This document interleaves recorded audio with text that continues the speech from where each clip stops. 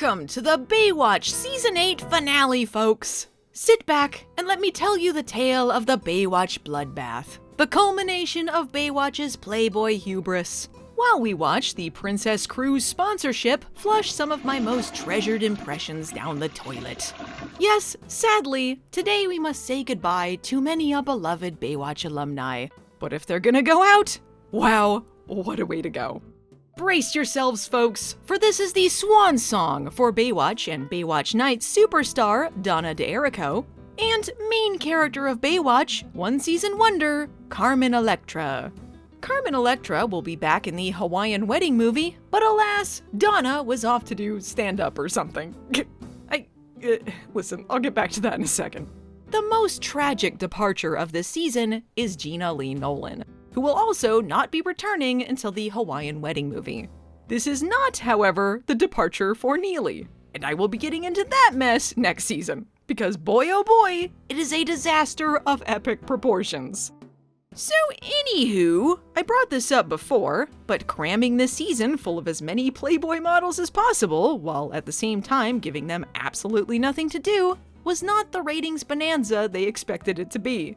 Simultaneously, Hasselhoff never stopped bitching about the fact they were focusing less on character-based stories and more on the boobs. This is extremely evident throughout the season, as main characters slowly disappear with no mention, and more stories bringing back people from the good old days are featured. By this point, we've already dropped 4 of the 13 main characters, and only 5 of the people left will come back as regulars next season. If you're doing the math, I know that leaves 1 person unaccounted for here, but I'll get into that issue some other time. To make a long story short, almost everybody was let go in what was nicknamed the Baywatch bloodbath. When this happened, everyone claimed they left of their own accord, but according to Michael Burke, this was a move to save face. I tend to believe him, dubious as his stories can be sometimes. Mostly because I'm not sure why Donna would need to hold a press conference to announce her stand-up career. I don't know why a statement has been issued implying that I was fired from Baywatch. The truth is, last November I decided it was time to refocus my career on comedy, which is what I really enjoy. Someone let me know if she actually became a stand-up comedian after this, because I am doubtful, but I'd love to be proven wrong. At first I wanted to be a comedian, like a stand-up comedian. Liked making people laugh, but found out that they don't make much money, so I started being interested in acting. Carmen Electra was among the folks to claim she decided to leave on her own, but considering she's made Baywatch half of her personality for nearly 3 decades now, I am also suspicious of this claim. One person who actually did leave on their own terms was Gena Nolin, who was one of only 2 women they invited back for the next season, but decided to focus on being a mother. She'd later rejoin the Baywatch folks for the show Gena, alongside another former Baywatch cast member, John Ellen Nelson, which I wish was a little better, but could have been a lot worse. Anyway, I can't blame Gena Nolin for making her family her priority, but also, her exit creates a huge problem considering how all of this ends. And honestly, I'm just gonna miss her, because she was endlessly entertaining. Luckily, we get some of her best material before she takes her leave. Right, okay, this is parts 2 and 3 of their 3-part finale, and where did we leave off? Oh yeah, a Princess Cruise commercial! And we come back to a Princess Cruise commercial! It's like I'm watching this on a plane. Oh, sorry, I meant Alaska Airlines! But get ready for this, they've changed things up because this montage features Donna and Lonnie getting topless massages and then walking around in towels in slow motion. I'm not sure why they've scored this as if we're watching a dying VHS tape, but at least they're making the most out of Donna and Lonnie's final episodes. Ha! In the movie edit, this montage is moved elsewhere. I guess because they figured it was a little excessive to slam the audience with 2 Princess Cruise music videos in a row. They've also broken them up with one of the few scenes exclusively on the VHS version, where Neely, walks around the ship in a vinyl outfit. Welcome to the Dawn Princess. Can I help you with something? Yeah, I'm lost. Do you have your cabin key? I sure do. Thrilling stuff! And now, those two assholes who went on a cruise to jealously stalk their girlfriends. I love being an insecure dickweed. Same here. I look forward to many more seasons of dating Lonnie. Ever been on a cruise before? Not you? Yeah, once. Pretty awesome until Stephanie fell overboard and ended up jumping in after her. Here we are cruising down the Mexican Riviera. I look out the window, through the porthole. Stephanie... It's nice that Baywatch is remembering their other famous vacation cruise episode. Although Mitch did not see Stephanie falling through a porthole. He was just walking around outside. But this is far more continuity than Baywatch is usually capable of at this point, so I'll let it slide. And more TV-exclusive content. Oh, sir. Hey. No one's called Hobie the Hobster since he was 12 except you. Hobster!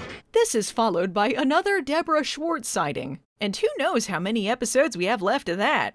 Not me, because whoever was keeping track on IMDb was sorta half paying attention in the middle of the series and forgot about all of those other cameos she did before and after. Okay, so Mitch and Cody concocted this elaborate plan where they pretended to drop off their girlfriends at the airport, then took a separate flight later, boarded the ship, and went so far as to hide under a table in order to avoid being seen. Cody mentions to Hobie that he needs to lay low so that they don't spoil their big surprise. Well, now is the time for their dramatic reveal. The surprise they've been building up for an episode and a half, which will somehow make them being creeps okay. Buongiorno, darling. I was wondering if you'd like to have help with the wall. Mitch, what are you doing here? Perhaps you'd prefer some champagne. Cody, what's going on? I know! What a payoff, right? I think we can all agree it was worth the wait! You might be asking why they bothered waiting if that was all they were gonna do, but shut up! And they face no consequences for being jealous assholes. It's great. Woo! Why didn't you tell me? Because I'm an insecure moron. Also, we're just friends. I guess Hobie doesn't have to lay low in order to keep his dad and lifeguard coworker a secret anymore. I don't know. He doesn't seem concerned, and that part of the episode is over. Now, it's all about this weird 2-year age gap relationship. Isn't she a little old for him? That's what I told Skylar before I reported her to the authorities. I'm glad that creep is gone. People shouldn't date someone with a huge 2-year age gap like that. Right, Neely, who is 2 decades younger than me?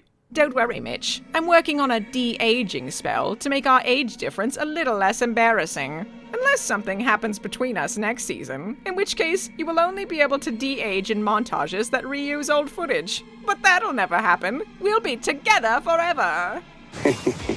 Oh, Mitch, tell me everything you love about me. Okay, well, obviously, your boobs and your butt.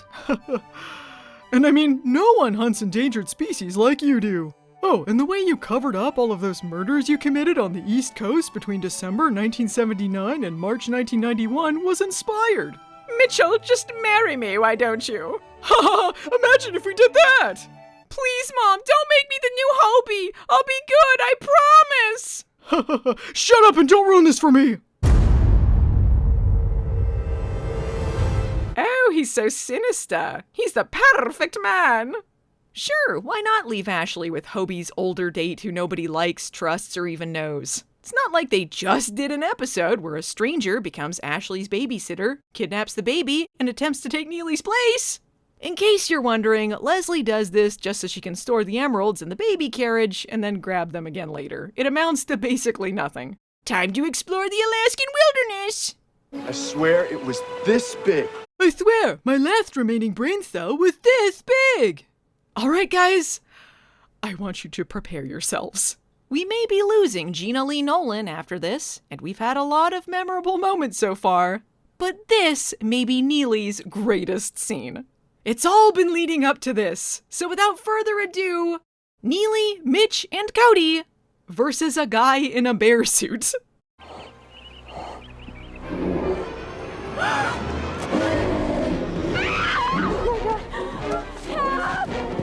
Oh my god, I have to bring this bear over to Mitch and Cody. Maybe it'll eat them first and I can get away. I can't wait to eat this salmon, a bear's favorite food.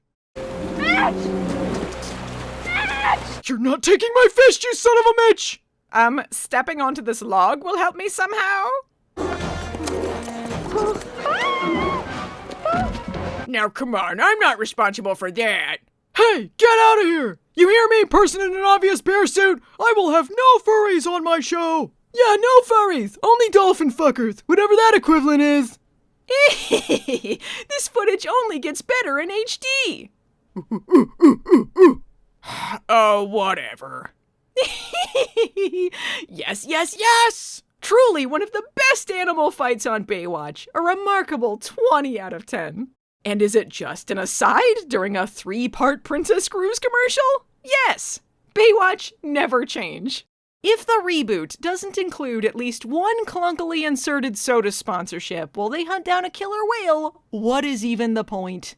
Did I ever tell you the time Eddie Kramer was trapped, pinned underneath a vault inside an armored car? Of all of the past episodes to reference here, I'm glad Mitch chose the one the previous story editors pointed out as the prime example of them having absolutely no ideas for the show. In Season 1. Thanks for mentioning me, Mitch! Shut up, Eddie! Can you and Neely please adopt me? I can be the new Hobie, I swear! Oh no, Neely's hurt her ankle. How is this gonna affect— never mind, I guess she's fine. I was gonna say I was worried about how this would affect her Inside Sports Princess Cruise photo shoots. You know, because that's the whole reason she, Lonnie, and Donna went on this trip. But confusingly, we never see her taking part in any of them. All I kept thinking was, who's gonna take care of her? And then I looked up, and I saw you. And I knew I had to make it out alive, because Ashley would be lost in a pile of empty A&W cream soda cans within a week. So true. Hey, remember how I got her kidnapped like 2 episodes ago? Wait, we can't do this! Even though we've already kissed on the mouth before this, now suddenly this means something. Who can ever tell the difference between a romantic and a friendship kiss? Hey, remember how Lonnie and Cody had a fight just before she left? And Cody was worried she was gonna pull a CJ and rightfully dump his ass for a random stranger? Well, I guess they're over it, and so is the episode. This is Carmen Electra's last appearance on the show, and her story is barely a thing. Even the TV cut seemed bored of their romance, because if you want the real juicy footage, you gotta watch the movie version, where we see them walking over to the slot machines, or dancing for slightly longer, or talking about dancing some more later. Let's go for a dance, come on. Well, at least Lonnie got some more dancing in, I guess. Oh yes, it is a love story for the ages. Speaking of useless extra footage, here's some more of the titillating TV cut exclusives. There you are, ma'am. That's 2 tickets for the helicopter trip in Skagway. Oh, thank you. We're having a great time. Beautiful ship. Thank you. Enjoy your day. Okay, here's your Princess Pata. Everything's will be in there. Okay, thank you. I can have you. Can't miss out on any of that! Princess Cruises! I really stink at gambling. Oh well, I'll just find another sugar daddy to sponge off of. I've been thinking about opening nights too and turning that into a kids' restaurant with singing animatronics. It's been my life's dream to tank 2 successful businesses by the time I'm 30. Believe it or not, this is in fact Donna's contribution to the plot here. She wants to sleep with some random guy she saw, and it turns out it was the goon sent in to kill Hobie's girlfriend. In the extended TV cut, we get a scene of him harassing some random woman on the ship based off of the vague description his boss gave him. But in the movie cut, they just moved the dialogue over to when he sees Donna. Mid-20s, brown eyes, blonde hair. Perfect girl next door. Mid-20s, brown eyes, blonde hair. Perfect girl next door. You know, the guy had only 3 pieces of description he could actually use here. She's in her mid-20s and has brown eyes and blonde hair, and he still pursues 2 women with blue eyes. Excuse me, I couldn't help but notice that you're a woman in her mid-20s with brown eyes and blonde hair. Would you like to give me those emeralds you stole? That sounds like me, all right. I don't remember stealing any emeralds, but feel free to ransack my room. Okay, I will.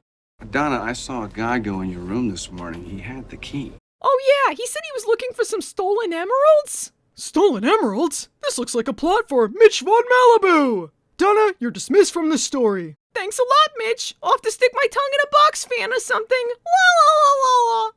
Now that that's over, Gavin eventually remembers what Leslie looks like. Mitch witnesses this and tries to helpfully intervene. Stop! Who is this guy? Thanks, Mitch. Perhaps Princess Cruises and Alaska Airlines can help Mitch unravel this mystery. Thanks to the captain, who's just sitting at the desk for some reason and doesn't give a flying fuck about giving away passengers' personal information, Mitch discovers Gavin the Goon and Leslie's true identities. The line Mitch says at the end of the scene was changed for the TV edit, and I'm not sure why. Who the hell is Leslie Stryker? What the hell is going on here? Who is Leslie Stryker? I gotta find Hobie.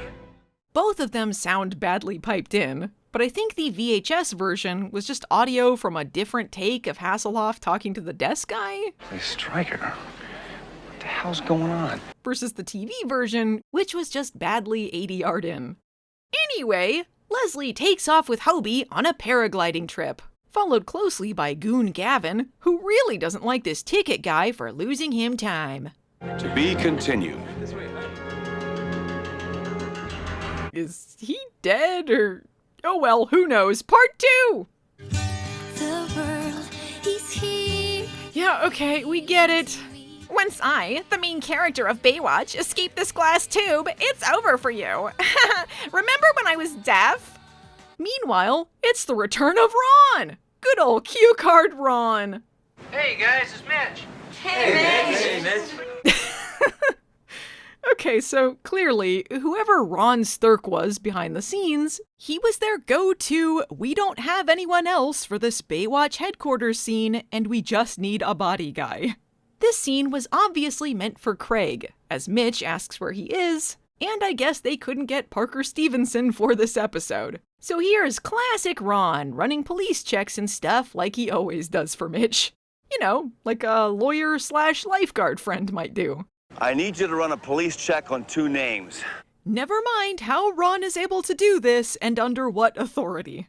Also, I guess he knows about Leslie for some reason? Leslie Stryker? Yeah. You know her? All I know is that she's wanted for attempted murder. I'm always keeping tabs on that stuff. I'm a real true crime buff. Thanks, Craig. Ron. Never mind about that police check. I forgot I asked you about that. Meanwhile, stunning paragliding effects. Check another one off the Baywatching intro list. It's no Mitch falling to his death via a comical skydiving accident, but it'll do. Hey, Hopester, how's it going? Oh, this is your fault somehow! And now, a thrilling high-speed blue screen chase.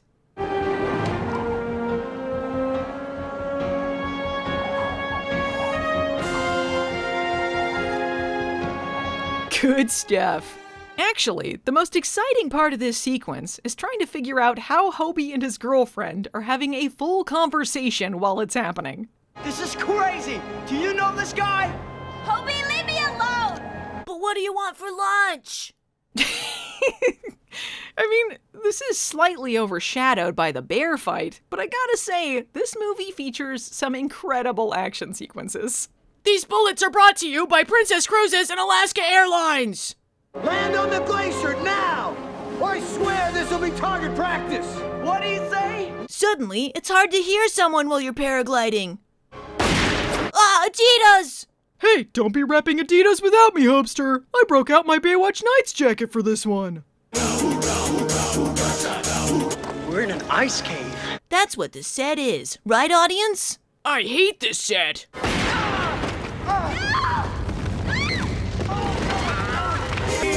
They call an ice avalanche White Thunder. And that's why this two-parter is called White Thunder at Glacier Bay. Get it?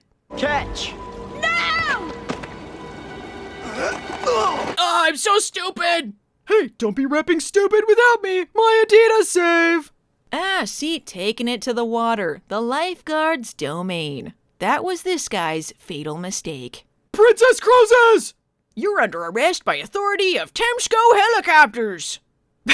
I mean, these guys are just helicopter pilots for tourists, but sure, I guess they can take people into custody.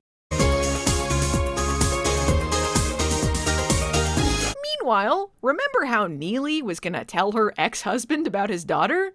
No? Well, that's still happening. Honey, we're here. Let's go meet your new daddy.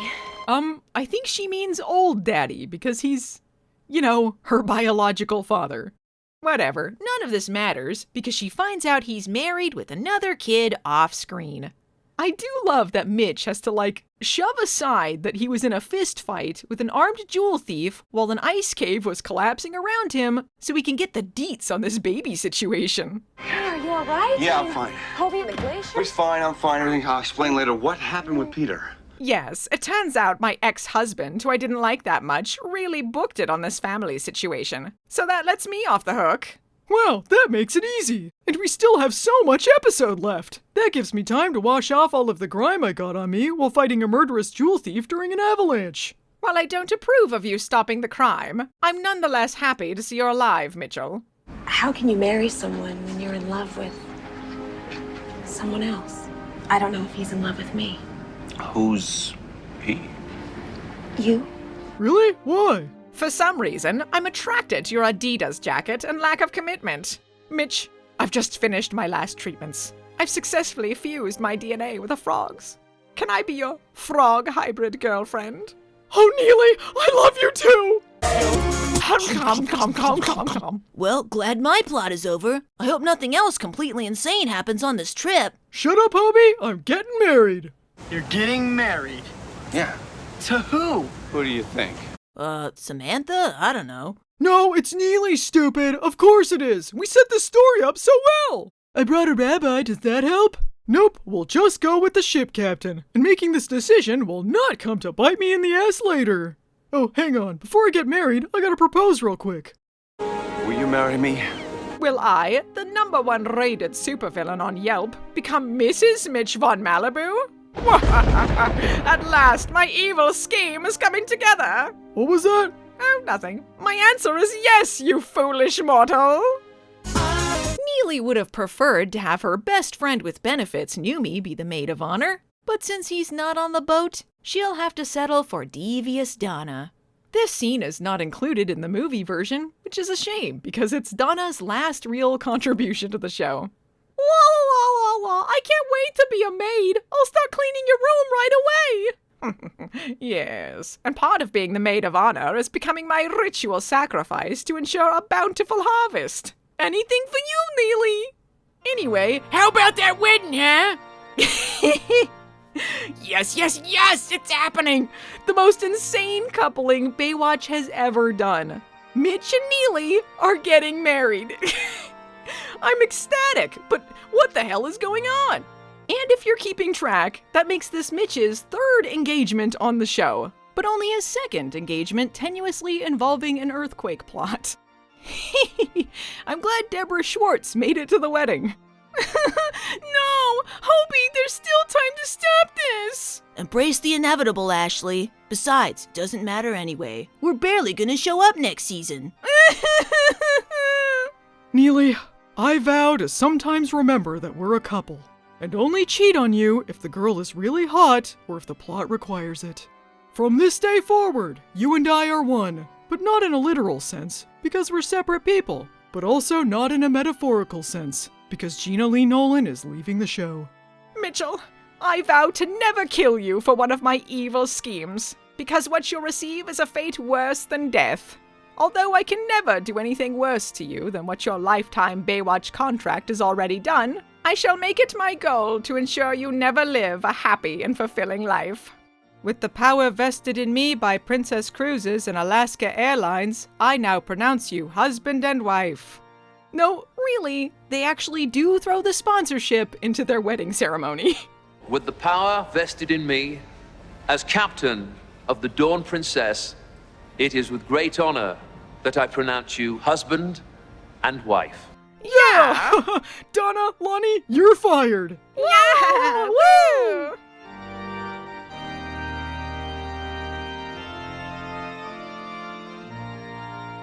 And yes, folks, in case you were wondering, they do end with a honeymoon montage set to a David Hasselhoff song. These loving eyes. The TV versus the movie montage are edited completely differently, but yes, do not worry, both of them feature Neely playing with a moose plushie. And that's the perfect note to end on for Gena Lee Nolin. So long, and thanks for all the great memories.